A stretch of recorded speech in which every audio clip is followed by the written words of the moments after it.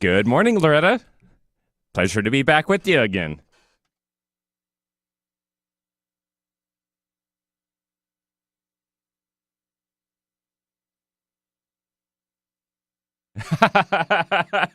That's all you get, folks. Got to charge a premium for extra words. I get a limit of 5 or something like that.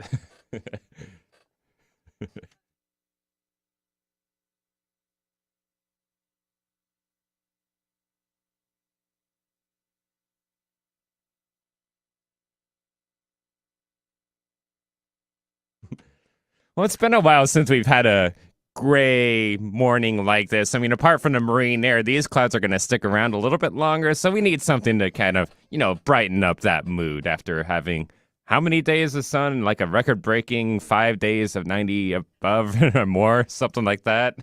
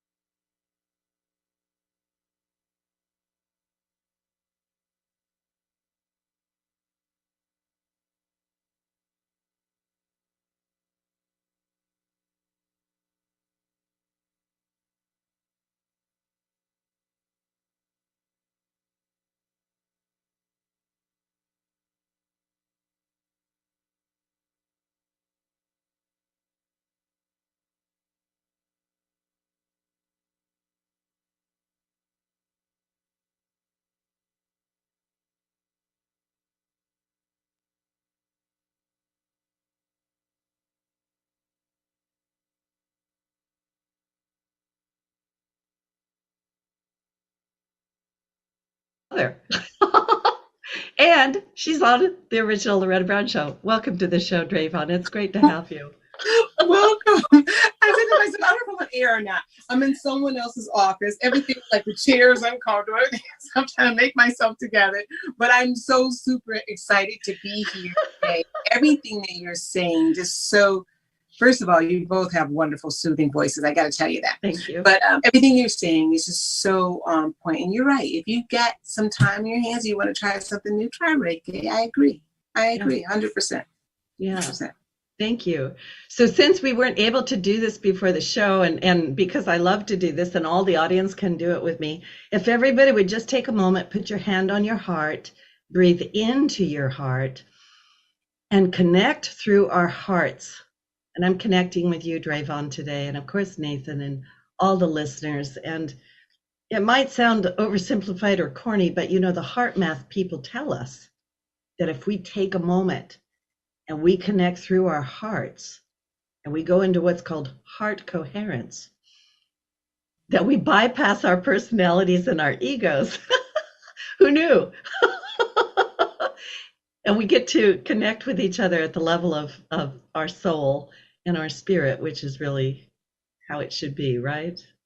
Absolutely. Absolutely.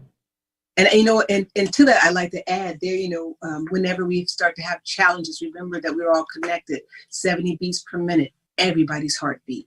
Yeah. Everybody's heartbeat, right? 70 beats per minute. And that connects us all. We are all one. So it's just a tiny reminder to use everything in the universe. Everything is drawing us to source, right? And yes, it is. I know where that noise is coming from. Someone else's office. I got the same thing going on. So we just go with it, right? Yeah, we'll go with it.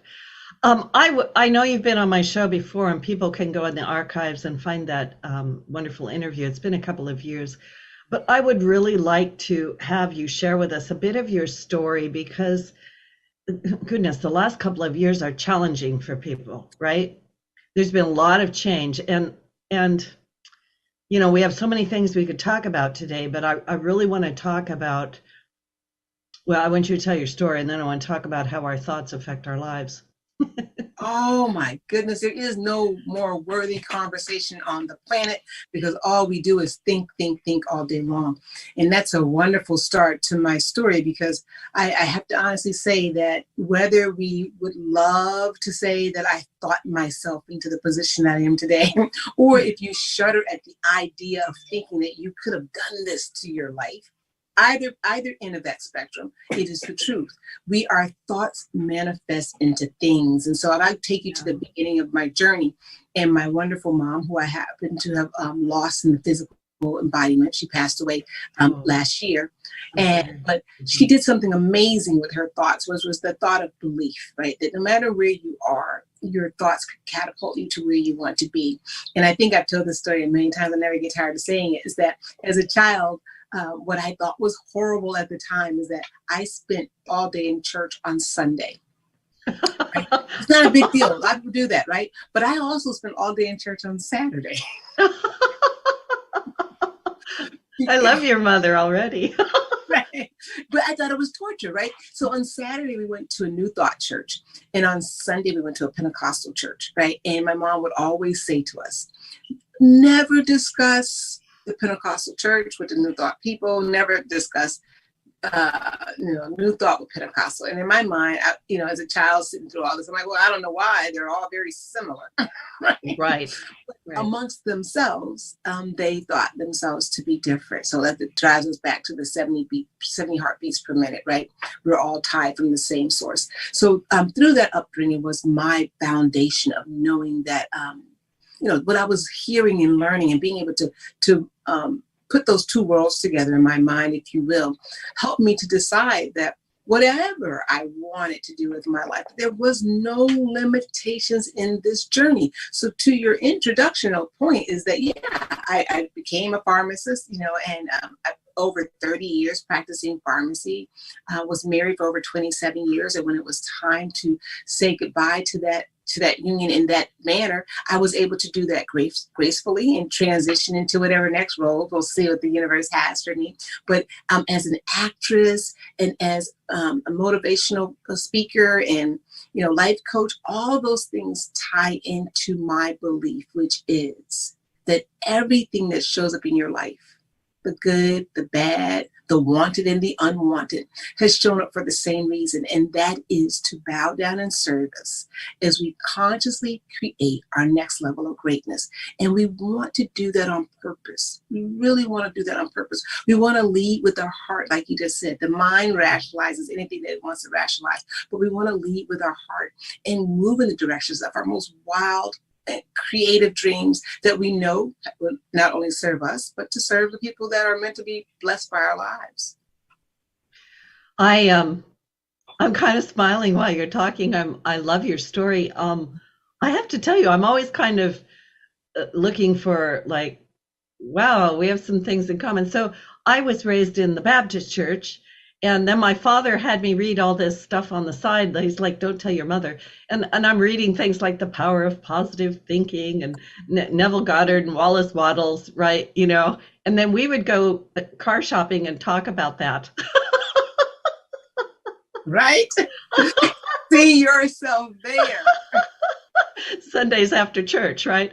So I'm just smiling because I do think that we're in a time of really understanding how all of this works, right? And that we are co-creators, So, yeah. We come from a source, right? You're so right. We are co-creators, and we can look around, and really look just today alone, what we've chose to create. I'm on the East Coast, so it's in the afternoon, almost here, right?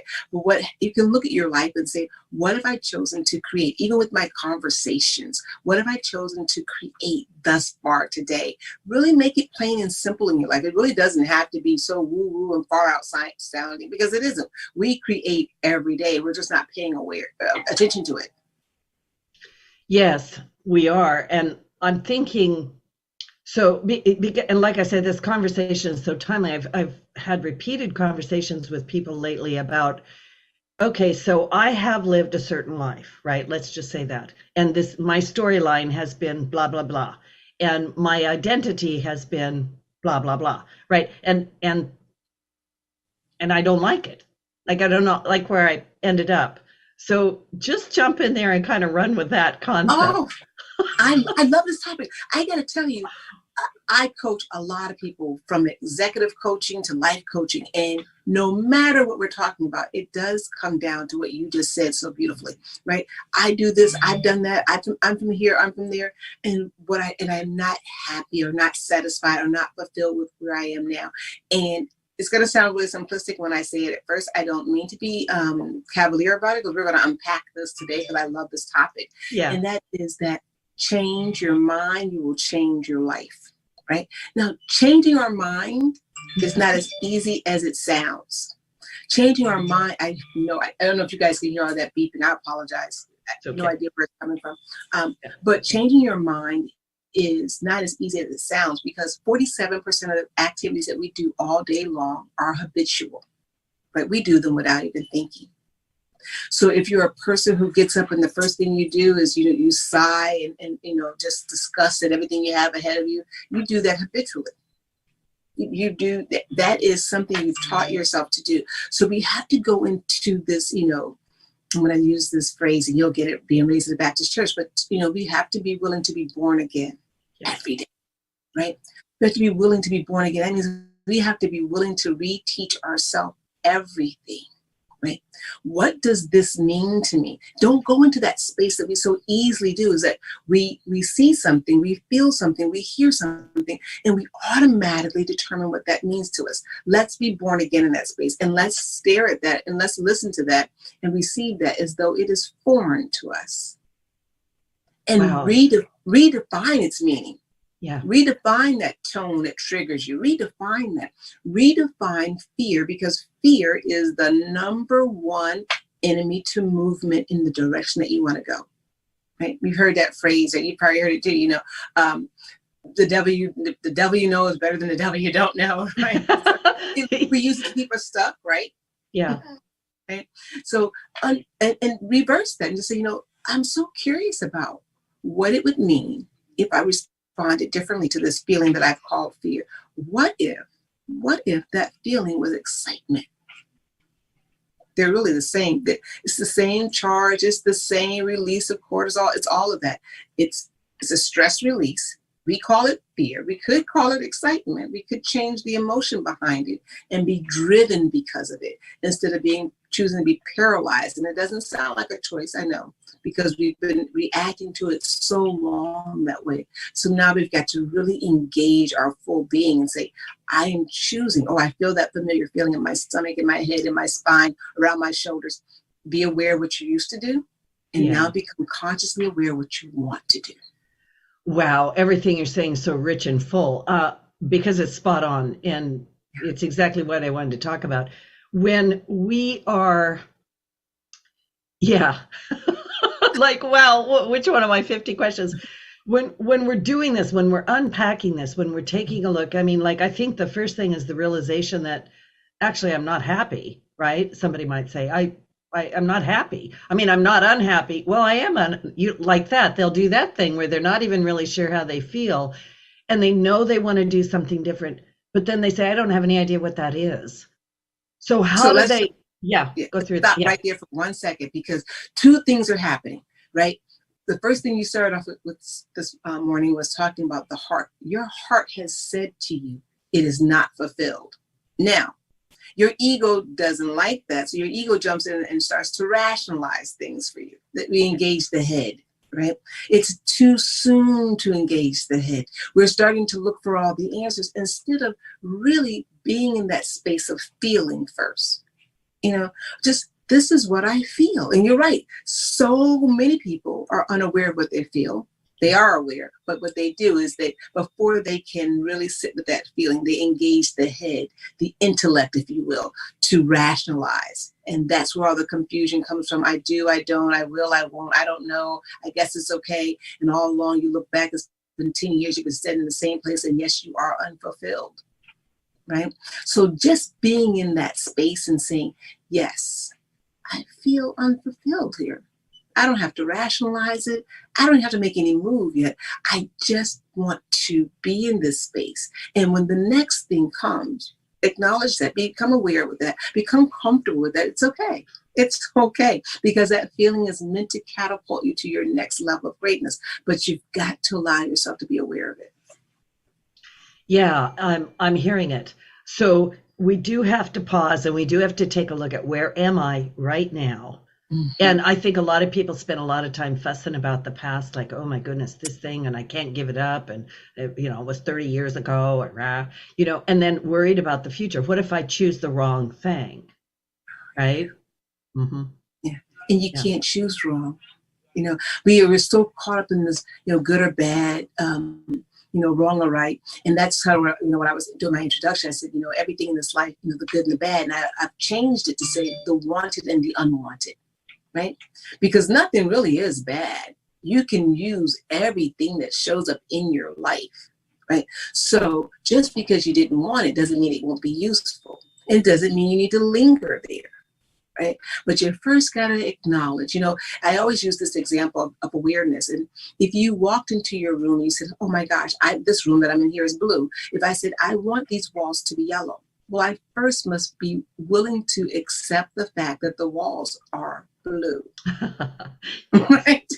In order to make the change to these walls to be yellow, right? Now, how simple does that sound? We're talking about paint, but there is no complexity really when we talk about. Hang on. We have to be really willing to accept fulfilled. Okay, well. What do I need to be fulfilled? Now we can go there. No judgment. I'm not going to judge these walls because they're blue. They're blue. I want yellow, right? I'm unfulfilled here. No judgment with that. I don't have to say this is a horrible thing. It's just unfulfilling to me. I don't have to attach all this other stuff to it. Yeah, you said something great there. Number one, I was envisioning going into the blue room going, no, not blue, right? And you're right. You do have to say, well, it's blue and I want it yellow. But people do attach judgment right? That's bad. That's good. You know. Yeah. And then we get all that judgment involved, right? And then we feel guilty for judging. You know, we feel, and all of that just stalls us out. It's our way, I think, of the ego saying that I am comfortable, you know, knowing what I know. Knowing what I know, right? The ego I like to think of as like a 2-year-old child. Yeah, you know, we all love 2-year-olds. They're wonderful, right? But we know that we would not use a 2-year-old to make our decisions for us, right?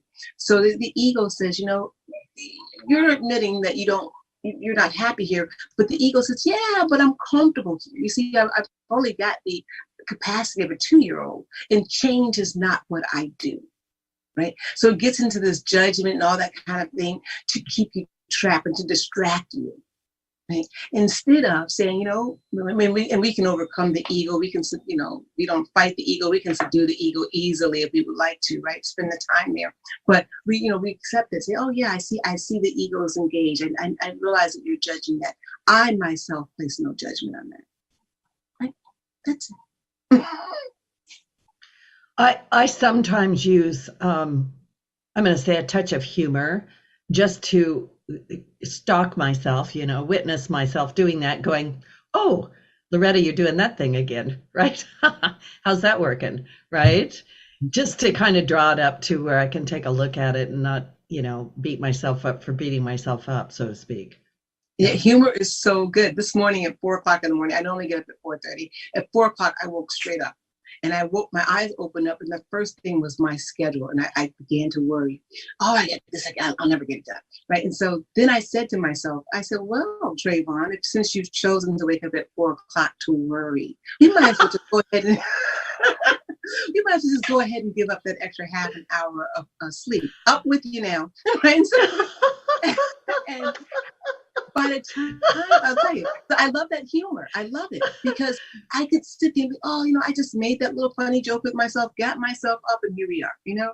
And so we really do have to have fun with ourselves. Make that time for laughter. Turn everything around to this could be my best moment, even with this worry, even with this confusion, okay, right? Turn it around. Make yourself smile. I love that so much.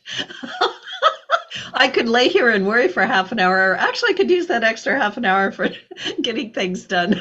I'm going to remember that one. I love it. And then, you know, I said to myself, see, that's what you get for waking up a half an hour. Yeah. I love it. Anyway, this is Loretta Brown. My wonderful guest today, Dr. Dravon James. We're going to take a station break, and don't go away, because when we get back, I want to talk. I want to unpack this more. I'm with you. It's so cliche, but it's so appropriate. This is really good stuff this morning. I want to talk when we come back about our identities.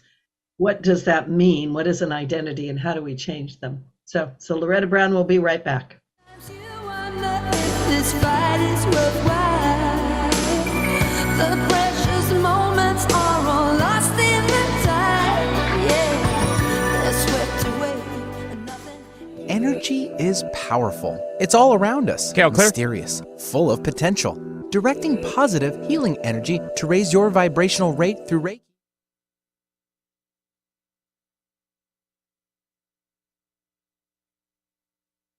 You're fine. They're not hearing.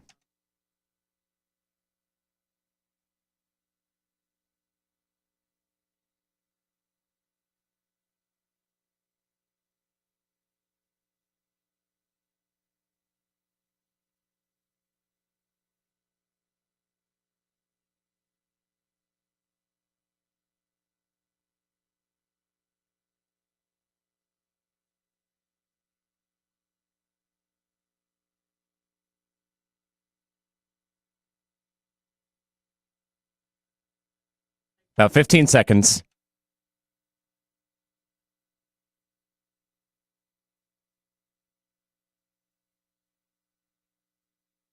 Stand by.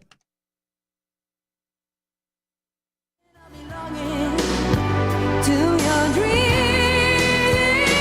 Listen to your heart when he's calling for you. Listen to your heart. There's nothing else you can do. Woohoo! Listen to your heart. Great music, Nathan. Thanks so much.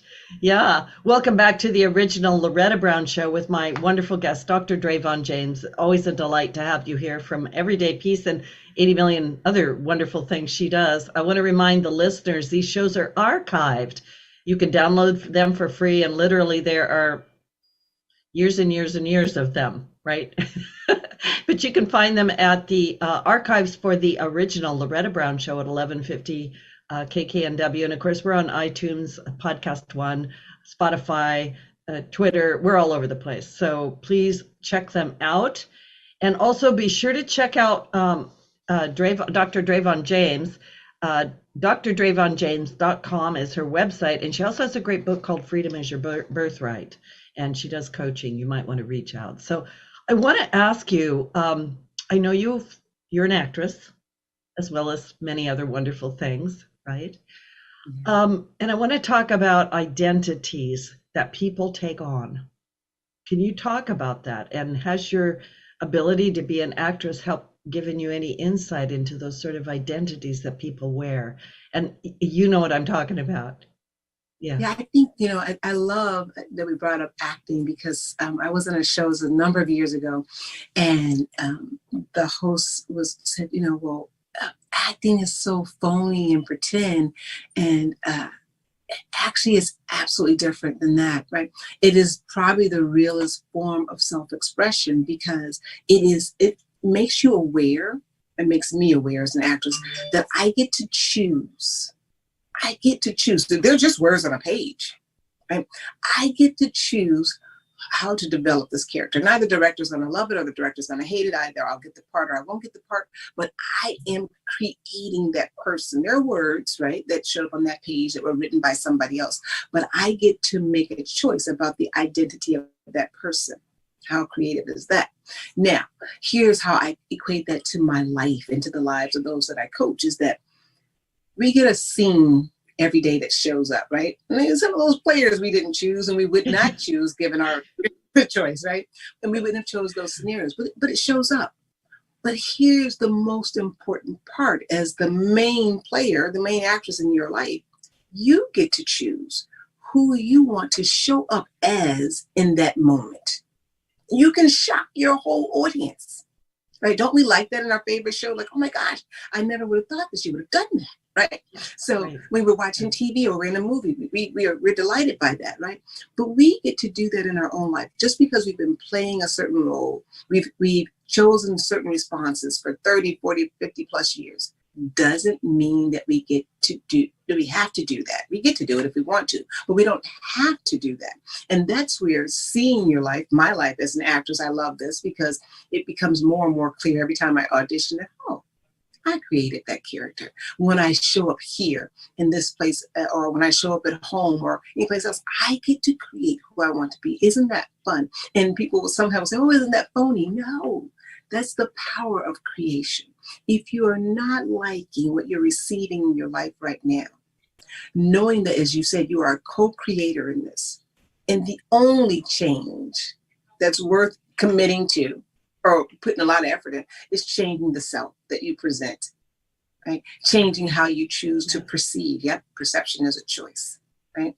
Changing those things about you to create an identity that makes you feel full, whole, as we say, peace, wholeness, completeness, nothing missing, nothing broken in this moment right here, in this moment. Who is it that you need to show up as? How do you need to perceive this in order for you to get the most benefit out of it? We can stop doing and stop thinking about things the way we used to. We didn't get the results that we wanted, so we know it doesn't work, right? So let's try. And it takes play. It takes who said this? Florence Scofield said, right? The game of life and how to play it, right? Yeah. It's a game. It feels really, really serious. I get that. Right? Because it does in my life too. But realizing, bringing that laughter, as you mentioned, bringing that laughter back into it, bringing that spontaneity, that curiosity, that childlike curiosity, instead of saying, well, my mother did it this way, my grandmother did it this way, I'm doing it this way. Well, you're you. How does it feel to do it that way? If you love it, keep doing it. If you want change, like so many of us do, try something different. Try it on for size. If you don't like it, you can go back to the old way. Yeah, I don't remember who it was that said that something to this extent of this is not the correct quote. Insanity is doing the same thing over and over and expecting a different result, right? Something to that extent. Mm-hmm. Right. And I love Yeah. that quote. I use it all the time too. And it's, they said, another one I like to say, drinking poison and expecting somebody else to die. Right. I use that a lot when people say, I can't forgive. I'm like, well, unforgiveness is like poison. So you're drinking that unforgiveness poison, and it's only rotting you from the inside out. The other person's probably gone on. We don't want to speculate what they're doing with their life, but I can guarantee you they're not drinking the poison of unforgiveness. So we don't keep doing the same thing over and over again and thinking we're going to get different results. We don't keep drinking the poison of unforgiveness, thinking we're going to get better or that another person's going to get harmed because of it. Right? Really want to do those things, right? Do those things. And we're going to talk about some tips and things that people can do. Do those things right now that could catapult you to your next level of greatness. It will not feel 100% comfortable at first. That's okay. That's all right. New shoes. If you're like me and you like stilettos and all that kind of stuff, they never feel 100% comfortable the first time. But they look so good. What can you do, right? Right. They look good, and after a while, they feel marvelous. You just keep going. You keep walking in it if that's where you want to go. Yeah. So you said tips and things. I don't want to forget that, but I want to bring this point out. So a lot of people act like they're victims. And I think that they identify with that somehow. Like, if you say to them, well, what would you like to do? And they're like, oh, I'd love to, fly to the moon. And then they're like, oh, but I couldn't do that, right? Because of X, Y, Z. Can you just talk to that just a little bit? Because I think it's a big deal. Yeah. I love that too. You're bringing up all the good points, because seeing yourself as a victim is purposely choosing, emphasis on the word purposefully. That means you are purposely choosing to make yourself powerless, right? Who would do that? Who would do that, right? If we knew this, and I'm going to just say, just think of yourself as a superhero. Let's say you're, Superman, and you purposely say, I want to make myself powerless. No, of course you don't. But we're so accustomed to doing that. It's a habit, right? So I can tell you this little trick. Whenever you tell somebody a story about what happened to you, you are no longer the victim. Not that you need to keep telling yourself the story, but I want to tell you how to rethink this story. The victim would have succumbed to the circumstances and would not be able to tell you the story of what happened. Right? That makes you the victor. This is me telling you the story about something that could have overtaken me. But I stand here before you today. I sit here before you today to tell you what happened as the victor of yet another situation. Look at me. I'm winning all the time. And people who tell me, 1,000 horrible things happened to them. And they're like, why are you smiling? I'm like, because you are the most powerful person I've met today. Yeah. You have overcome 100% of those things that you're telling me about. My goodness. Do you know how powerful you are? Right? The worse that story is, the more powerful you are, because you are here talking about it. Yeah. Now, your next step, receive that you are the victor over that. Now, your next step is to say, and I walk in the power of that. Oh, my goodness. Oh, my goodness. So try that on for size, because if you say you are the victim of something and you want to use excuses, and realize that, because the ego wants you to do that, right? Because the ego doesn't like change. It doesn't like spontaneity. It does not like the unknown. It knows that story about the past. It's comfortable there, right? So you've got to challenge it just a little bit to say, you know what? Yeah, I see that. I see it differently now, though. I see it as me being the victor over all of that stuff. And whatever I want to do and set my mind to, I bet you I can do it. Did you see what I did back there? Right? So look at it that way. That's a beautiful way to put it. I say those things, but you said it in such a great way, and I'm very visual, in my head. Right. But I had this image of, how we all love these hero movies where, like, the people are crawling through the mud and they're getting all beat up. And then at the end they make it and they're all bloody and they got their hands in the air. And I'm like, but that's it, because that person's maybe they'll talk about those hard times, but they're like, man, I did it. Right. Yeah. I do that too. I run these little skits in my head, and I think of people walking in, like David and Goliath. I see you like with a slingshot, and here's this big ferocious person, and you walk in and you're trembling, but you walk in anyway. Victory number one, because I showed up anyway. I only got a slingshot, but I showed up anyway, right? And then you win. You better tell that story differently. Yeah. Yeah. Rather than I was all beat down. No, you weren't. Right. Right. And I don't care what you walk away with. You walked away. That makes you the victor. You're telling this. You get to tell the story about what happened. Not someone else is telling the story of how they defeated you. It's like, I know this is what happened. That makes you the victor. Yeah. I want to put this piece into the show. You grew up in poverty in the south side of Chicago. I just want people to put that in perspective. How did that shape you? Oh my goodness. If there's ever a David and Goliath story, right? If there ever is walking into a situation with just a slingshot, and here you are in this world that seems to say you're nothing, you'll never make it, you don't have enough, right?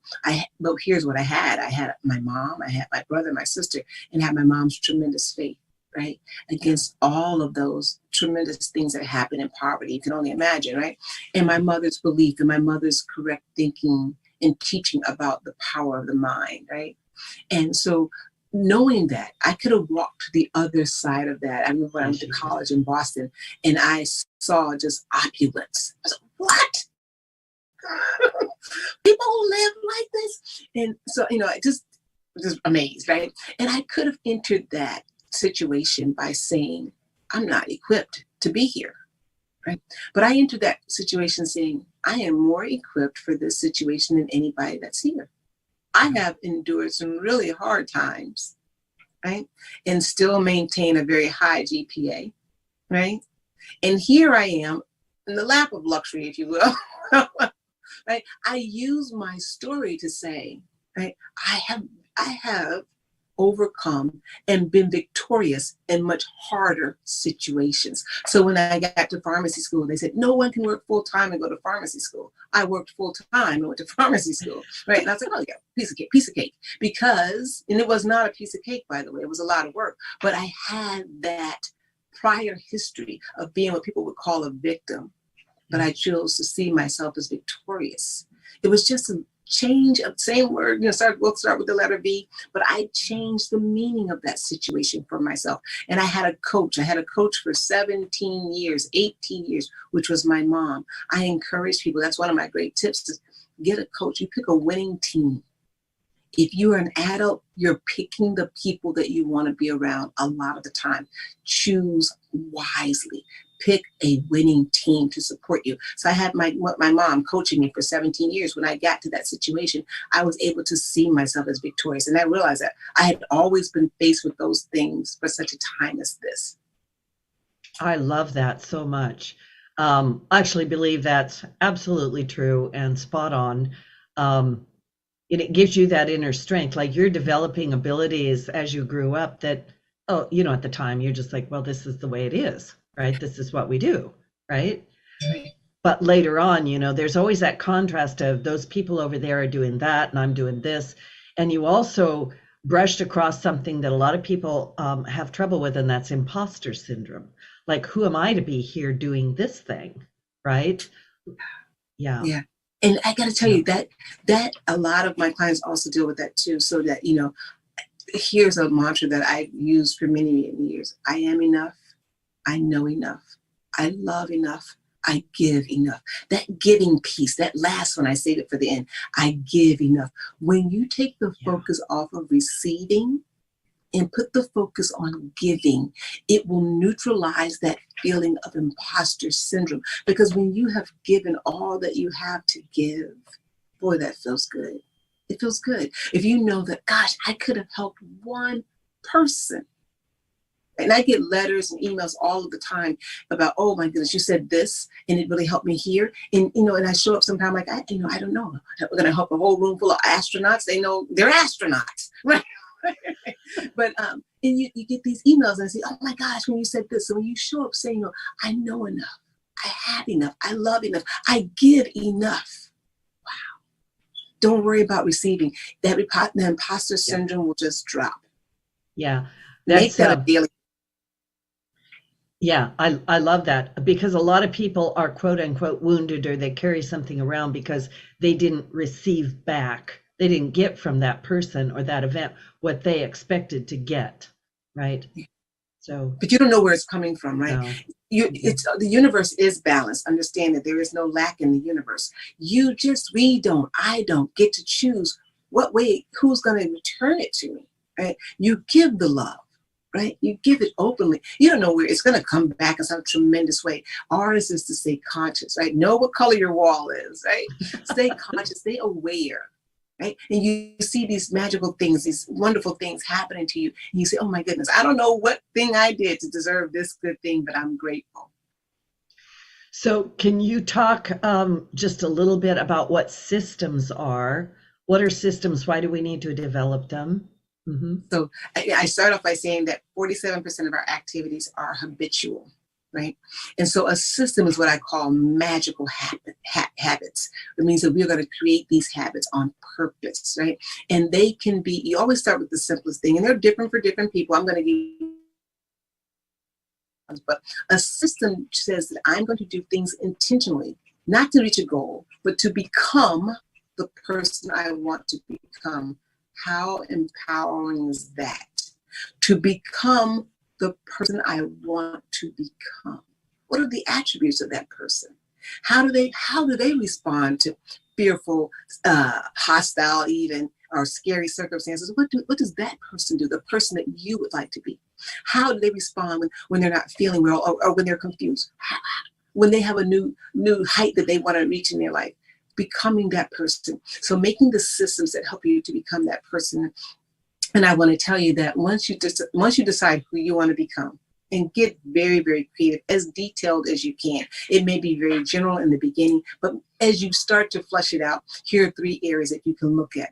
What is the health of that person like, right? What are the relationships that that person has? First with self, then with external people. What are the relationships that they have, right? What is their wealth like? How do they make their money? What kind of business are they in? That sort of gives you a skeleton to help you work with, right? To say, when I work with my clients, I say health, wealth, and relationships. Define the person that you want to be in all of those areas. And then let's go to work. How do we go to work? We pick the easiest thing in those 3 categories. So let's say a lot of people say, oh, it's, my health goal is to lose 10 pounds. Okay, what's the easiest thing that you could do to lose 10 pounds? Drink more water? Great. How much water are you currently drinking? 1 glass a day. Well, let's up that to 2 glasses a day. Very, very easy. We always start out easy. And why do we do that? We start out easy because that relaxes the ego.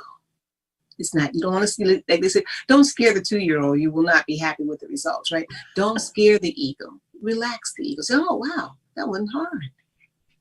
Look at that. And the ego gets all puffed up. It's excited because it's got a win. You definitely do have a win, right? And then we go to the next thing that you want to do on becoming the person that you want to become. We're not focused on the 10 pounds. That's the goal. But we're more focused on the person that you want to become. Right? So when you have that system, thinking about that, a system is just magical habits, meaning that we choose these habits. We start small, we start easy, right? We unpack it, health, wealth, and relationships, right? There are some things that we can do, and I don't know how much time we got left, but I do want to say this. There are some things that we can do that will set the foundation for success in those 3 areas, health, wealth, and relationship. And they're going to sound so fundamental. You're going to just start laughing, but I can tell you they work. I track them with my clients. I track them with myself. Number 1 thing is some form of movement of your body every day, to the extent that you can move your body. Some commit to it, right? Some form of movement every day, commit to it. Secondly is looking at reading something every day. I don't care if it's the back of a cereal box. Read something every day, because that creates more neural pathways in the brain. That's it. This keeps the brain active. Next is to journal something. Lots of people are away from journaling. The more technologically advanced we become, the less we want to write. Yes. But writing is, I'll give you this, you probably will never forget it. Writing is, as far as I know, we are the only creatures on the earth who can take something from an unseen world and manifest in the physical world. When you have a thought, it's in the unseen world. It reminds your consciousness that, oh my gosh, I am creative. You take that thought and you reduce it to paper in the physical world. What? Right? I can't take your thoughts right now unsaid to me and produce them in the physical world. I don't know what you're thinking, right? But I know what I'm thinking. When I get quiet and I listen, I know what I'm thinking. I take those thoughts, I reduce them to in the physical world, and then I marvel at that, take a moment and be excited about that. Dravon, you just took something from an unseen world, the world of thought, and produced it in the physical world. You magical, powerful being, you, right? So that's amazing, right? So we got those. And lastly is gratitude. Find something to be grateful for every day. I'm going to tell you this really quick story because I know that there's somebody right now who is going through it. And they're like, I can't think of a doggone thing to be grateful for. Well, in 2015, that was my story. I lost my marriage. My marriage started to crumble. I lost my job, and I got diagnosed with a health disorder, all within matters of a few months of each other. Can you imagine? Right? And so that's my health, my wealth, and my relationships. And everything was crumbling. And I'm practicing what I'm telling you, right? And one day I'm in my kitchen, and I'm just not feeling well. And I lie down on the kitchen floor because it was nice and cool down there. And that's how unwell I was feeling. And while I'm down there, I started to smile. And I said, gosh, what are you smiling about? And I thought to myself, with everything that's going in the wrong direction, so it would seem right now, what do you have to be grateful for? And I remember that earlier that morning, I woke up and I wrote down, I'm grateful that I can blink my eyes without assistance. Because that morning when I woke up, I could think of, I don't know what I'm grateful for, right? But you lie there, you stay in that space until you could think of something. And when I thought about that, it just caused me to roar with laughter. I'm like, oh my goodness. And I could then in that moment, because I would, had reintroduced laughter into my life and happiness in my life, I could rattle off 10, 20 things easily that I was grateful for, right? You have a gratitude practice. It increases your creativity. You can't find your way out of that situation, increase your gratitude. You'll increase, your reading, whatever it is. You're creating more neural pathways. You're opening up your heart. We talked about that heart math today. You're opening up your heart, right, to give and receive. That is the foundation of creating a system that helps you become the person you want to become, who has the things, by the way, that you want to have show up in your life. Wow, I love what you said. That was that was golden. Those are the keys right there, right? And I'm also hearing you say, habits, right? And it's not about the goal, it's about becoming that person. Wow, that's big. Yeah, you're so right. When you become that person, don't worry about it. Those goals they're sure, and you're going to hit those goals. Become the person, because without becoming the person, here's what happens. You hit the goal, but you can't maintain it. It's not consistent in your life. You're not her. You're not him yet. Right. Become that person through this very, very basic and simplistic process. It only takes your commitment. It takes you putting together a team. I'm really serious about that. Yes. Get people on your team who support where you want to go, not people who will join you in a pity party. That's not a good team. Yeah. I'm also thinking, because you said earlier, pick a winning team. Yeah. And so many people come to me and they will share that, my friends told me that, if I do blah, blah, blah, they'll really support me in my success, but they don't, right? There ends up being this kind of jealousy, or you're making them uncomfortable because you're shining too bright, right? Mm-hmm. So, it's just, I love sports analogy, right? Players get traded all the time, right? It's okay. It doesn't mean they're not a good player. They just don't fit on your team any longer. Doesn't mean you have to ostracize. I mean, we still, deal socially, but this is my all-star team, right? Right. And as you evolve, your team members will change. They have to, or else you're not evolving. Yeah, that's actually true. So we have just a couple minutes. Can you talk about everyday peace? And, Oh, Mhm. go ahead. No, go ahead. And where was to it to find you, all that Till the stuff. cows come home. Till the cows come home. I love everyday peace. And I started off by saying that everyday peace means for us, people think that it's like sitting zen, like, and I wish we could do that all day long, but we're in the world, right? And so we define peace as wholeness, completeness, nothing missing, nothing broken, totality. That means that whatever shows up in our life, wanted or unwanted, we consciously are making the choice to use that situation to create the life that we want by becoming the person that we want. And so I offer a lot of platforms to help people do that. I have a whole coaching program, Everyday Peace coaching program. I started Next Step Leadership Academy, where I coach women specifically. And I have a Facebook page, which I would love people to join, which is called Leaders in High Heels. And we talk about using leadership. I've been in leadership in healthcare for over 30 years, and those skills are transferable.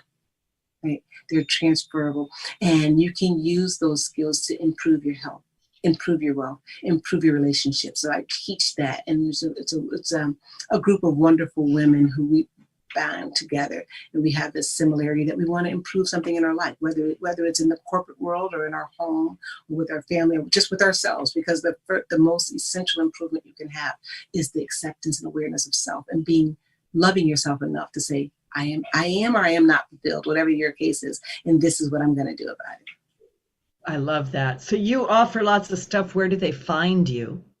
You can find me on my website, which is dravonjames.com. I have my radio program. It's not on Unity Online anymore. That station is no longer in existence. It's on Mind, Body, and Spirit, but you can it's on Apple, Spotify, Google Play. So just if you Google Dravon James, Dr. Dravon James, DR, you'll find my website, and you'll find me on so many different platforms as well.